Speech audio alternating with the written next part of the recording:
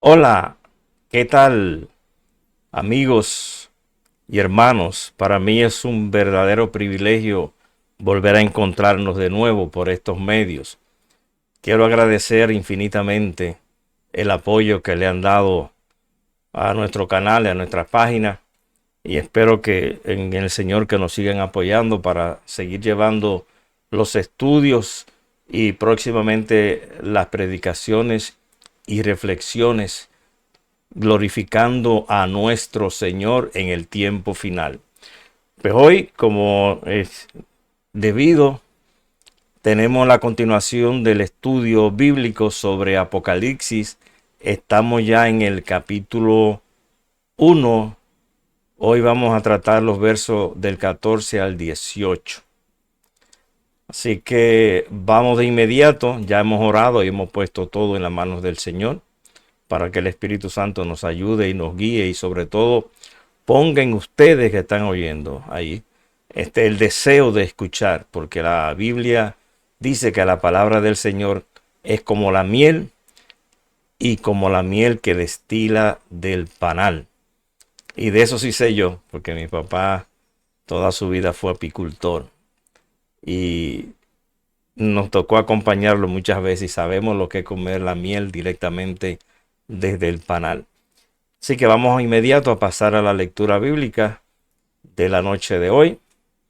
Y vemos Apocalipsis capítulo 1, verso 14 al 18. Primero vamos a tratar los primeros dos, que es el 14 y el 15. Y leemos en el nombre del Padre, del Hijo y del Espíritu Santo. Verso 14.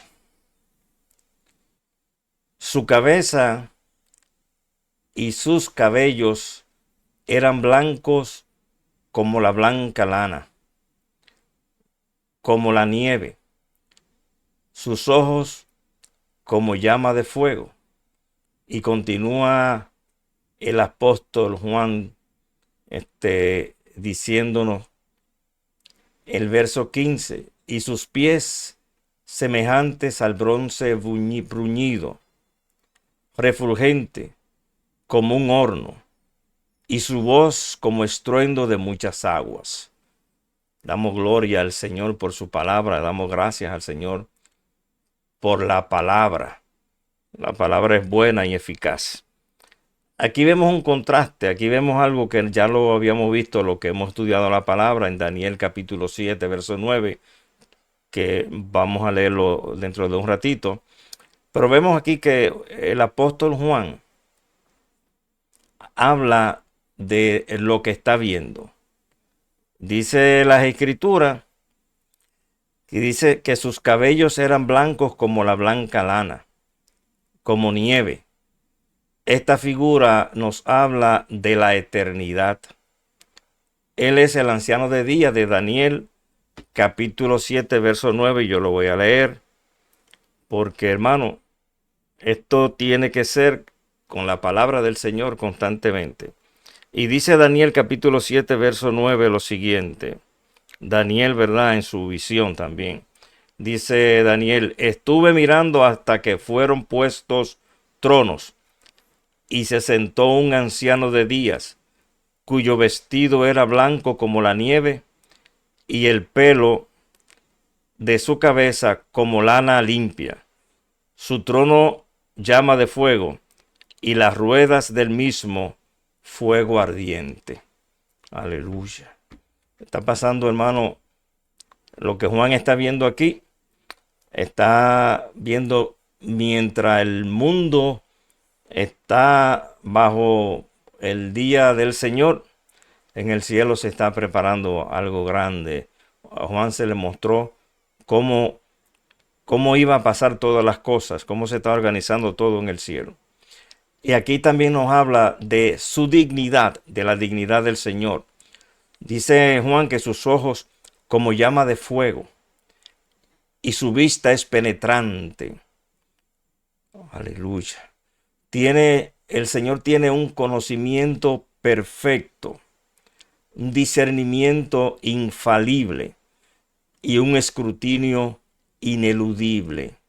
Nosotros Cuando digo nosotros me refiero a la raza humana, no puede engañar al Señor. La Biblia dice claramente que el Señor no puede ser burlado.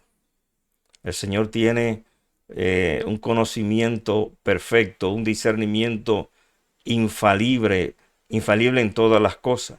Él sabe todo lo que usted y yo hacemos y todo lo que usted y yo pensamos. El Señor lo sabe todo. Él sabe sobre todas mis dificultades, todos mis pecados. Él sabe sobre mis necesidades. Él conoce todas las cosas, tanto nuestras necesidades materiales como nuestras necesidades espirituales. Recordemos, hermano, que la mirada del Señor Jesucristo a Simón Pedro, después de que éste le había negado. Pedro, ustedes recuerdan esa historia, salió llorando amargamente, bien triste, luego, ¿verdad?, de haber negado al Señor 3 veces. A mí, igual que a usted, hermano y amigo, Él nos está observando constantemente. Él nos está mirando constantemente. Y a Juan dice lo mismo. El apóstol observó y dice, y sus pies, semejantes al bronce bruñido, refulgente como un horno. Esto habla del juicio. El bronce se asocia a este altar de bronce que había en el templo, ¿verdad?, en Israel, que nos habla de su obra en esta tierra, su muerte por nuestros pecados. Él está juzgando a aquellos que son suyos, porque como decíamos la semana pasada, el juicio comenzará por la iglesia. El Señor lo ve todo, el Señor lo conoce todo. Y aquí en este juicio el Señor no va a necesitar testigos, como decía la ley, que cuando se tenía alguna situación con algún hermano bastaba con llevar un testigo o dos. Pero la Biblia dice que el Señor tiene un discernimiento perfecto e infalible. La palabra infalible significa que no falla. Y la Biblia dice claramente que los juicios de Dios son justos y buenos. Es decir, hermano, que tenemos nosotros que estar conscientes que el Señor juzgará todos nuestros actos, tanto de cristianos como no cristianos. No podemos engañar al Señor. Ahora, este verso continúa diciendo que su voz es como un estruendo de muchas aguas. Esto, cuando vemos esto en las escrituras, habla de una voz potente, ¿verdad? Que es una voz bien fuerte. Esa es una voz, la voz del Señor, que además de potente, implica autoridad. Autoridad, hermano. La palabra dice que Dios es soberano. Y cuando se habla de un rey soberano, significa que ese rey está ejerciendo el poder. Y Jesucristo, Juan lo ve acá en el trono. Su voz, aquella voz que llamó a este universo a la existencia. Porque la Biblia dice que todas las cosas fueron creadas a través del verbo. Y la Biblia recoge en Juan capítulo 1, verso 1, bien claro, que en el principio era el verbo. Y el verbo era Dios. Es decir, que Dios llamó a la existencia del universo. Dios llamó a la existencia de la luz y de todo lo que existe. La voz que va a resucitar a los suyos de la tumba fue la misma voz que resucitó a Lázaro de la tumba. La voz que llamará a su iglesia a reunirse con él. Yo creo firmemente en el arrebatamiento de la iglesia. Y el arrebatamiento de la iglesia dará comienzo a los 7 años de la gran tribulación. Es decir, que la iglesia será levantada y esa será la señal para el inicio de la gran tribulación. Nosotros creemos fielmente, hermano, en esto. En este tiempo se han levantado, ¿verdad?, muchas voces tratando de denigrar el arrebatamiento de la iglesia, pero el Señor prometió que iba a librar a los suyos del sufrimiento y del juicio que viene. Yo les digo a veces a muchos hermanos, ok, vamos a imaginarnos que la iglesia va a pasar por la gran tribulación. Pues hermano, sea que pasemos o no, en el Señor estamos resguardados. Esa es la promesa del Señor. Y Él invitará con esa voz fuerte y potente y autoritaria, llena de autoridad sobre todo lo que Él creó. Él llamará a la iglesia a reunirse con Él. Todas estas figuras añaden riqueza al cuadro para describir a Cristo como nuestro gran sumo sacerdote. El Señor es nuestro gran sumo sacerdote. El Espíritu de Dios desea ayudarnos para verle en toda su hermosura, en toda su gloria. Aleluya. Bendito sea el nombre de nuestro Señor y Salvador Jesucristo. A Él sea toda la gloria y toda la honra. Continuamos con los próximos versos, hermanos. Bien, hermanos, continuamos con la lectura de los próximos versos. Y vemos acá el Apocalipsis capítulo 1, verso 16, dice la palabra, tenía en su diestra 7 estrellas. De su boca salía una espada aguda de 2 filos, y su rostro era como el sol cuando resplandece en su fuerza. Y continúa el apóstol Juan diciéndonos en el verso 17, cuando le vi, caí como muerto a sus pies, y él puso su diestra sobre mí, diciéndome, no temas, yo soy el primero y el último. Y el verso 18 dice, y el que vivo y estuve muerto, mas he aquí que vivo por los siglos de los siglos. Amén. Y tengo las llaves de la muerte y del Hades. Palabra de Dios. Bendita sea su palabra. Aquí ya, hermano, estamos entrando, ¿verdad?, a las profundidades de este libro de Revelación. Y para mí es una emoción tremenda poder hablarle a usted y a todo aquel que pueda escucharme, porque dejamos estos videos grabados, ¿verdad?, en las diferentes plataformas, hablarle de las cosas que están a punto de suceder. Aquí Juan nos habla que el Señor que él está viendo, ¿verdad?, está viendo al Rey de Reyes y Señor de Señores, tenía en su diestra 7 estrellas. Y vamos a explicar lo que significa esto. Estas 7 estrellas significa su control sobre todo el universo. Nos habla de su posesión, poder, control y honra. La Biblia dice claramente que Él merece toda gloria y toda honra. Merece toda nuestra alabanza. Alabado sea nuestro Señor y Salvador Jesucristo. Y continúa el apóstol diciendo, de su boca salía una espada aguda de 2 filos.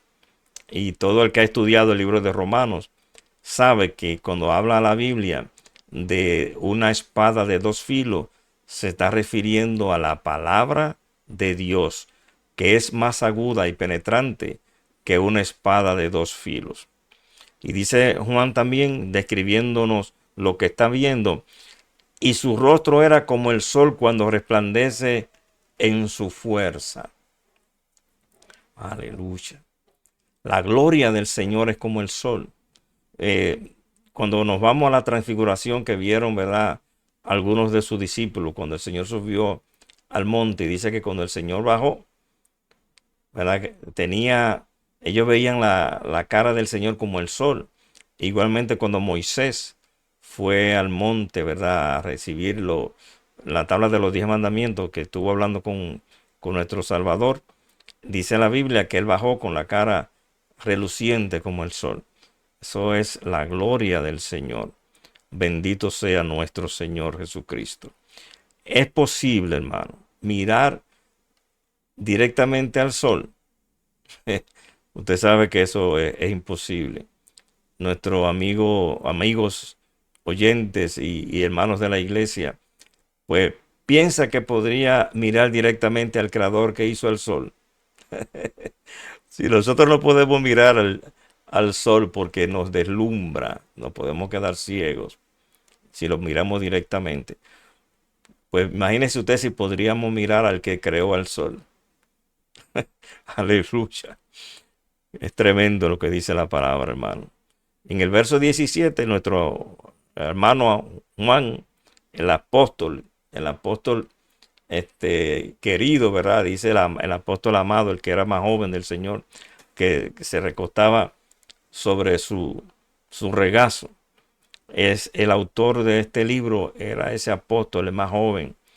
Él dice en la Biblia que ponía su diestra. Dice la Biblia que el Señor puso su diestra sobre Juan. Y dice Juan, y diciéndome, no temas. Yo soy el primero y el último. Ah, aleluya. No temas. De hecho, en la Biblia aparece esa frase, no temas, 366 veces. Y yo me atrevo a decir que una vez por día. Tenemos ahí un consejo para cada día del año. No temas. ¿Y usted sabe por qué, hermano? Porque cuando el temor crece, disminuye la fe. Pero cuando la fe aumenta, disminuye el temor. Porque cuando tenemos fe, hermano, sabemos que todas las cosas nos sirven para bien. Cuando tenemos fe en el Señor, sabemos que en el Señor estamos escondidos en el corazón del Padre. Este hombre, Juan, del que estamos hablando en este momento, en el aposento alto, dice la palabra, ¿verdad? Que él estaba bien cerquitita de nuestro Señor Jesucristo. Pero cuando él lo ve aquí glorificado, hay una gran distancia, hermano, entre él y Jesucristo. Y Juan nos relata que cuando le vio ya glorificado, no como cuando Cristo estaba en la tierra, que él podía abrazar al Señor y podía recostarse en su regazo. Pero aquí el apóstol nos dice en este verso 17, que cuando él vio al Señor glorificado, cayó como muerto a sus pies. Es que el hombre, hermano, cuando está frente al Señor, solamente puede hacer una sola cosa: caer de rodillas ante el Señor. Estamos retratados ante el Señor. Estamos desnudos ante el Señor. Él lo conoce todo. Él lo sabe todo. La Biblia dice que aún antes de nosotros nacer, cuando estábamos en el vientre de nuestras madres, el Señor ya conocía todo sobre nosotros. Y la Biblia dice bien claro que nuestros tiempos están en la mano del Señor. Y la Biblia nos recoge aquí que Juan cayó como muerto al suelo delante del Señor. El Señor Jesucristo está hoy sentado a la diestra del Padre, al lado de Dios. Y si pudiéramos contemplarle a Él en toda su gloria y esplendor, no nos acercaríamos con familiaridad, sino que también caeríamos ante Él como muertos, porque es que la gloria del Señor es extraordinaria. Eso es un momento, oiga, esa visión que tuvo Juan y que el Espíritu Santo nos permite traerla hasta nuestros días, es algo extraordinario. Es una esperanza extraordinaria, una esperanza fabulosa para la iglesia de este tiempo que sufre y que sufrirá, porque la persecución ya está en camino. Bendito sea el nombre del Señor. Mira, hermano, el hecho de que Juan dice aquí que cayó como muerto ante la presencia de nuestro Señor. Dice Juan que él quedó como abrumado, como muerto a sus pies. Esto se debió exactamente, sin lugar a equivocarnos, a la santidad del Señor, a la gloria del Señor. Porque Isaías tuvo una experiencia parecida. En Isaías capítulo 6, verso número 5, dice Isaías: entonces dije, ay de mí, que soy muerto, porque siendo hombre inmundo de labios y habitando en medio de pueblo que tiene labios inmundos, han visto mis ojos al Rey Jehová de los ejércitos. Es decir, que es extraordinaria lo que dicen las escrituras cuando estamos ante la gloria y la majestad de nuestro Señor. También hay una experiencia que tuvo Job. Job tuvo también una experiencia parecida en Job capítulo 42, versos 5 y 6. Dice Job, después de verdad, después les recomiendo estudiar esa parte de la Biblia. Dice Job, de oídas te había oído, mas ahora mis ojos te ven. Por tanto me aborrezco y me arrepiento en polvo y ceniza. Fue tal la impresión que Juan tuvo en ese momento que debió de pensar que moriría de inmediato. Y lo mismo nos pasaría a nosotros si el Señor se nos presentase con toda su gloria y majestad. Es importante que tengamos presente esta perspectiva del Señor Jesucristo, porque a veces pensamos que nos encontramos con el Señor o nos encontraremos con el Señor tal como Él estuvo caminando por el planeta. A veces yo orando me imagino al Señor en sus sandalias, ¿verdad? Con los pies empolvados de caminar en el desierto.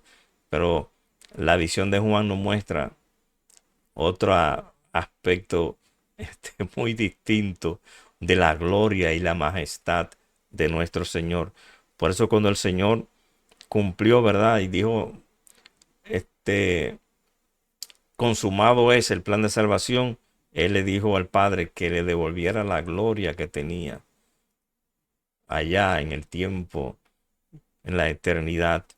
Así que el Señor Jesucristo está como sumo sacerdote intercediendo por su pueblo. Ya no dice la Biblia que tiene toda su gloria y toda, ¿verdad?, su hermosura como Rey de Reyes y Señor de Señores. Y tenemos que tener nosotros eso en cuenta. Y sobre todo nos dice aquí que Él, no olvidemos que Juan nos dice que Él está paseándose por la iglesia. Cuando vamos a la iglesia a adorar al Señor, cuando vamos al culto, el culto es un homenaje personal que hacemos nosotros al Señor. No lo debemos olvidar de la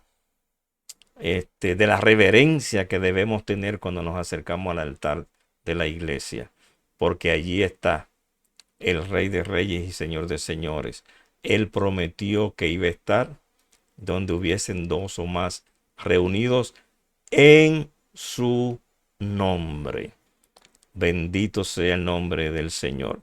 Y por ende, cuando vamos a la iglesia a adorarlo, cuando vamos a la iglesia a rendirle culto, debemos estar preparados, porque un día cada uno de nosotros tendremos que comparecer ante esta persona, cuyo rostro es como el sol cuando resplandece con toda su fuerza. Algún día, hermano, estaremos frente al Creador. Eso no lo depinta nadie. Todos, salvos y condenados, estaremos un día ante el Señor.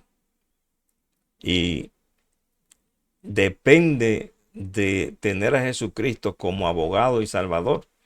Algunos lo veremos como Padre y otros lo verán como juez. Es decir, que la iglesia tiene que ofrecer al mundo que está perdido, al mundo que anda en tinieblas, al mundo que está ignorando las señales que estamos viendo y lo que está a punto de venir al planeta. Hay que decirle que hay una salida, y esa salida se llama Jesucristo, el Salvador y Redentor de la raza humana. Pero de todos aquellos que han creído que su sacrificio en la cruz del Calvario nos libra del pecado y de la muerte. Continuamos un poquito hablando sobre lo que Juan nos está hablando, ¿verdad? Sobre estos versos de Apocalipsis capítulo 1.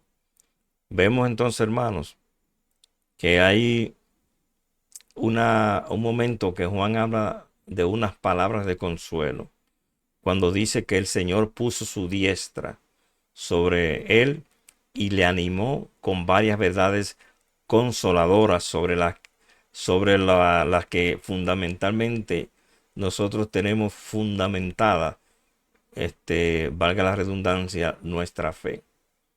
Jesucristo es el fundamento de nuestra fe. Ya no hay más fundamento que poner, ya fue puesto el fundamento.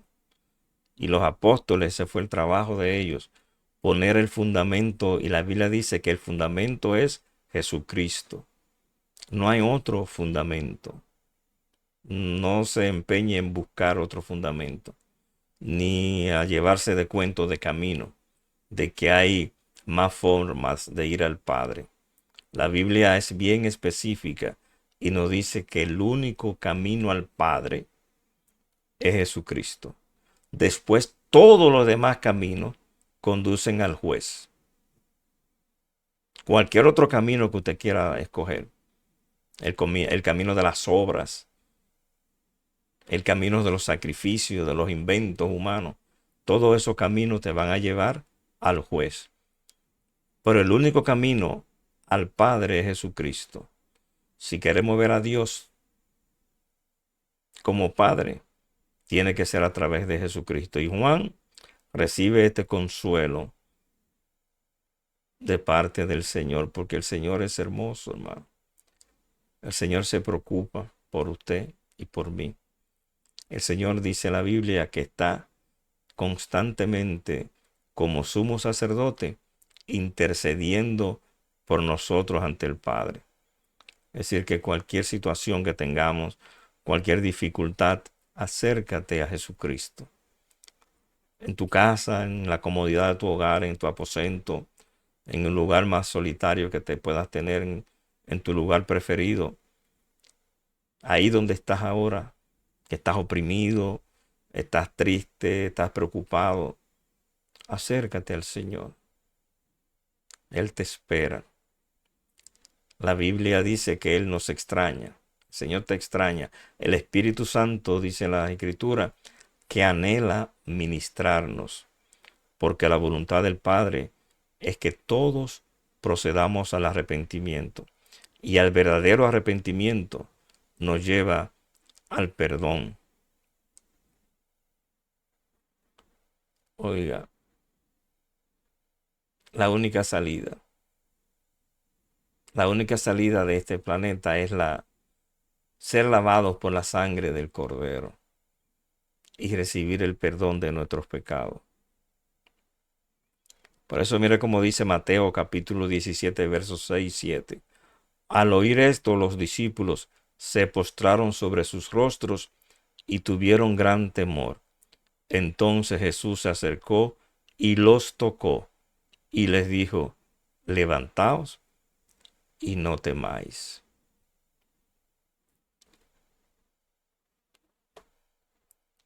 Aleluya.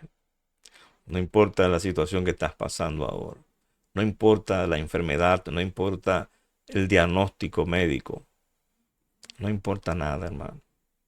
El Señor te dice, levántate y no temas. La relación que podamos nosotros en este mundo cultivar con el Señor es lo único que nos podemos llevar hacia el otro lado. La gente dice, goza y diviértete, que eso es lo único que tú te llevas. No, hermano. Lo único que te llevas de este planeta cuando haya la separación del cuerpo y del espíritu, a lo que la gente y la Biblia llama muerte. Lo único que nos llevamos es la relación que hayamos podido construir con nuestro Señor y Salvador Jesucristo. Así que evidentemente, hermano, el Señor quiere a sus hijos. El Señor nos ama y nos dice que no tengamos temor ante su presencia, ante su gloria. Pero ¿cómo puede ser esto posible si nosotros, siendo hombres pecadores y sucios, como dice Isaías, cómo podemos estar de pie ante el Señor de la gloria, el Señor de la honra, el Señor creador de todas las cosas, el Señor que ve todas nuestras fallas? Sin duda, esto solo es posible por medio de la gracia. Yo siempre, cuando yo me pongo a meditar un poco sobre todas estas cosas, y la Biblia dice que el Señor nos conoce desde antes de nacer, todavía se ve más extraordinario el amor de Dios. Se ve más extraordinario el amor de Cristo por mí, porque conociéndome, me amó. Si nosotros, cuando somos engañados, ¿verdad? Cuando somos decepcionados por alguna persona, uno a veces dice, si yo lo hubiera conocido, no me pasa. Oiga, pero sé, el Señor no conoce. El Señor me conoció y conociéndome tal cual soy, me amó. Murió por mí. Entregó su vida. Se hizo pecado por mí. No hay un amor más extraordinario que el amor de Cristo. No, no lo hay, hermano. Y Juan está experimentando aquí lo que es la gracia, porque nosotros no merecemos nada. No merecemos la salvación, no merecemos nada. No merecemos que el Señor haya puesto sus ojos en nosotros. La salvación ni se puede comprar, ni se merece. La salvación es un regalo que no merecemos. Y Juan sintió el tacto de la mano del Señor tocándole mientras hablaba. El texto dice que puso su diestra sobre él, y seguro que cada uno de nosotros hemos pasado también algún momento de nuestras vidas por situaciones difíciles y hemos sentido el tacto del Señor sosteniéndonos y animándonos. Es una experiencia maravillosa. El Señor a veces, cuando estamos más entristecidos, cuando estamos más desolados, cuando estamos más en dificultades, algo hace el Señor que nos levanta el ánimo, que fortalece nuestra fe. Y el Señor le dijo a Juan, no temas, yo soy el primero y el último. Habla de la eternidad, hermano. El Señor siempre ha estado aquí. El Señor siempre ha estado a tu lado. El Señor te ama. Búscalo, como dice Isaías, y vivirás. Y por último, hermano, vamos a ver el verso 18. Dice el verso 18, y el que vivo y estuve muerto, mas he aquí que vivo por los siglos de los siglos. Amén. Y tengo las llaves de la muerte y del Hades. Bendita sea la palabra del Señor. Bendito sea el Señor. Gracias, papá. El Señor, hermano, continúa dándole razones a Juan por las que no debería temer ante su presencia gloriosa. Esa misma razón la da ante nosotros. En esta ocasión, se presenta como el que vivo. Mucha gente hablando invento de que no, que lo que pasó en la cruz de Calvario, eso fue un embuste. Y en este tiempo van a denigrar todo lo que es la Biblia. Van a tratar de denigrar todo lo que es la palabra del Señor. Porque el objetivo del diablo en este último tiempo, hermano, es minar tu fe. Es acabar tu fe. Porque sin fe es imposible agradar a Dios. Y aquí el Señor se presenta como el que vivo y estuve muerto. Esto nos lleva necesariamente a pensar en su muerte y en su resurrección. El Señor murió por nosotros para perdonar nuestros pecados y resucitó para darnos vida y vida en abundancia. Y debemos entender que cuando Cristo salió del sepulcro, había triunfado sobre la muerte y estaba en condiciones de garantizar la vida eterna a todos los que creyeran en Él. Así que si usted cree de corazón en Jesucristo y usted honra al Padre, usted puede estar seguro que usted estará presente en la resurrección para vida eterna. Él está diciéndonos aquí todas las características de por qué, en qué se fundan las promesas de vida para los que son suyos. Aleluya. Eso garantiza la vida eterna para los creyentes. Y no solo eso, también consiguió quitar nuestra culpabilidad y borrar nuestros pecados. Gloria, gloria al Padre, al Hijo y al Espíritu Santo. De tal manera que ahora podemos nosotros estar en la presencia del glorioso Señor del cielo, sin temor. Mire cómo Pablo lo expresa en Romanos capítulo 8, verso 34. Dice el apóstol, ¿quién es el que condenará? Cristo es el que murió, más aún el que resucitó, el que además está a la diestra de Dios, el que también intercede por nosotros. No puede ser el hombre más necio que aquel que se atreva a ir al Padre sin llevar a Jesucristo como abogado. Si no vamos al juicio con Jesucristo, estamos perdidos, hermano. Jesucristo, dice la Biblia, que la victoria que obtuvo sobre la cruz y la muerte, la victoria que obtuvo sobre el pecado y Satanás, ese galardón lo dio a la iglesia, que somos nosotros. La iglesia somos los creyentes en el Señor, lo que lo hemos declarado públicamente como nuestro Salvador, lo que le servimos, lo que hacemos todo lo posible por honrarlo.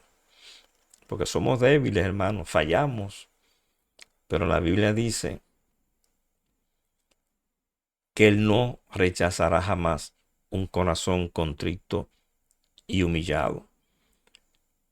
Así es que antes estábamos nosotros muertos en delitos y pecados, alejados de Dios. Y del mismo modo, también Adán y Eva, por allá al principio, ¿verdad?, de la historia humana, ellos se escondieron de Dios después de haber pecado. Pero la Biblia dice que tuvieron miedo en Génesis capítulo 3, verso 10. Así también nosotros huíamos de Dios, avergonzados, atemorizados, pero Dios vino a buscarnos y salvarnos por medio de la muerte de su propio Hijo. Ahora, después del sacrificio de Cristo en la cruz del Calvario, podemos estar nuevamente ante la presencia de Dios con seguridad y con paz. Y continúa el Señor diciéndole a Juan, y tengo, además de que estuve muerto y resucité, tengo las llaves de la muerte y del Hades. A raíz de su muerte y resurrección, Cristo ahora, hermano, ahora, no en el futuro, sino ahora, dice la Escritura, que tiene dominio de la muerte y del infierno. ¿Dónde, oh muerte, está tu aguijón? Todo el que muere en Cristo, dice la Biblia, que duerme, porque pronto será despertado. Jesucristo en la cruz del Calvario obtuvo victoria sobre el reino de la muerte. Ahora, ¿qué va a hacer Jesús con las llaves del Hades? ¿Nos va a encerrar? No, hermano. Son para sacarnos del poder de la muerte. Jesucristo venció a Satanás en la cruz y les quitó la llave de la muerte, porque la Biblia dice que el alma que pecare, esa morirá. Pero como Cristo se hizo cargo de nuestro pecado y lo echó sobre él, y más, dice la Biblia, se hizo pecado por nosotros, ahora él tiene la llave de la tumba para resucitar a los que durmieron en él. Mire cómo lo dice el apóstol en el libro de los Hechos, capítulo 2, versos 14 y 15. Así que, por cuanto los hijos participaron de carne y sangre, él también participó de lo mismo, para destruir por medio de la muerte al que tenía el imperio de la muerte, esto es, al diablo, y librar a todos los que por el temor de su muerte estaban durante toda la vida sujetos a servidumbre. Todo el que no ha sido lavado por la sangre del Cordero sirve a Satanás. Y el que sirve a Satanás es esclavo de Satanás, es esclavo del pecado. Eso es lo que nos indica, hermano, que en el mundo no es suficiente con apartarse del mal. También hay que hacer el bien. Ya no, nosotros no somos esclavos de la muerte, ni somos esclavos del pecado. En Cristo somos libres. En Cristo somos libres, hermano. Oiga, tenemos los cristianos que mostrar nuestro agradecimiento al Señor por su sacrificio en la cruz del Calvario. La visión de Jesucristo glorificado, junto con sus palabras de consuelo, produjeron en Juan una saludable tensión entre confianza y reverencia. Ahora Juan estaba listo para llevar a cabo la misión que el Señor le iba a encomendar. Y eso lo vamos a ver en los últimos dos versos, 19 y 20 de este capítulo 1. Y luego en el capítulo 2 de Apocalipsis entraremos verso a verso explicando el mensaje a las iglesias de aquel tiempo en Asia Menor, pero también a la iglesia de este tiempo. El Señor me le continúe bendiciendo y nos vemos en el próximo video. No sin antes recordarles que mañana será un día extraordinario que tendremos, ¿verdad? Y seguiremos teniendo la oportunidad de adorar y bendecir a nuestro Señor y Salvador Jesucristo. Hasta la próxima, hermano.